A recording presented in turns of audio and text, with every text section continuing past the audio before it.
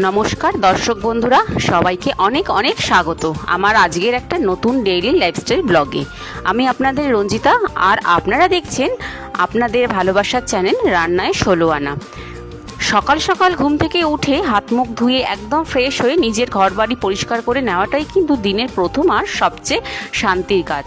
চারপাশটা পরিষ্কার থাকলে মনটাও সারাদিন কাজের জন্য একদম চনমনে হয়ে যায়, তাই না? ঘর ঝাড় দেওয়া তো হলো, এবার আসি রোজকার আরেকটা বড় কাজে, জামা কাপড় ধোয়া। ওয়াশিং মেশিনে একে একে জামা কাপড়গুলো দিয়ে দিলাম, ব্যাস এই কাজটাও এবার চটপট হয়ে যাবে। দিনের সব কাজ একদিকে আর আমাদের বাড়ির পুজো অর্চনা আরেক দিকে। ঠাকুরের এই সুন্দর সিংহাসনটি সাজিয়ে ভক্তি ভরে সকালের পুজোটা সেরে নিলে সারা ঘরে যেন একটা পজিটিভ এনার্জি ছড়িয়ে পড়ে, মনটাও খুব শান্ত হয়ে যায়। পুজো শেষ করে এবার চলে এলাম সরাসরি আমার নিজের চেনা জগতে, রান্নাঘরে। আজকে দুপুরে কি রান্না হবে বলুন তো?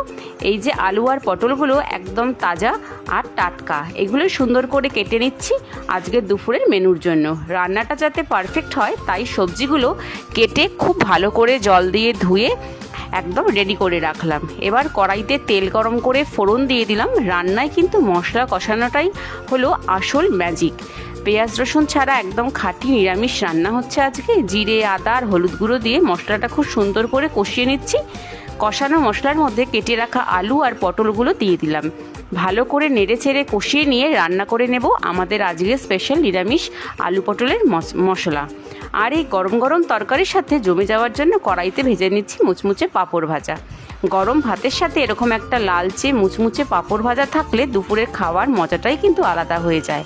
রান্না তো হলো, এবার রান্নাঘরের সবচেয়ে কঠিন কিন্তু জরুরি কাজ বাসন মাজা। রান্না করতে করতে সিঙ্কে জমে থাকা কড়াই বাটি সব ঘষে মেজে একে একে করে পরিষ্কার করে নিচ্ছি। রান্নাঘর পরিষ্কার রাখাটা কিন্তু একজন রাঁধুনির প্রধান দায়িত্ব। সবশেষে তেল চিটে হয়ে যাওয়া গ্যাস ওভেনটাও খুব ভালো করে স্ক্রাব করে মুছে নিচ্ছি। দেখুন তো কেমন নতুনের মতন ঝকঝক করছে।